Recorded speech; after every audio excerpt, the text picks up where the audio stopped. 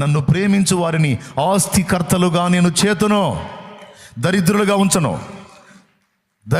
ఉంచను, శాపగ్రస్తులుగా ఉంచను.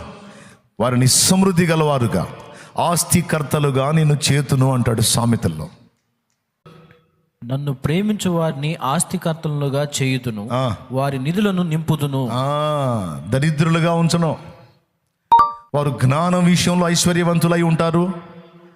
వారు భౌతిక, మానసిక, ఆత్మీయ విషయములలో ఐశ్వర్యవంతులుగా ఉండునట్లు నేను చేస్తాను.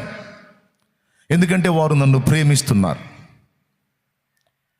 హల్లెలూయ. ఇంకేం చెప్పాడు? ఇది మూడవది. మొదటి మాట ఏమిటి? విడిపిస్తాను. రెండోది ఏమిటి?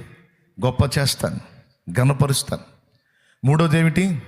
ఆస్తికర్తలుగా చేసి వారి నిధులను నింపుతాను. వారి కరువుని నేను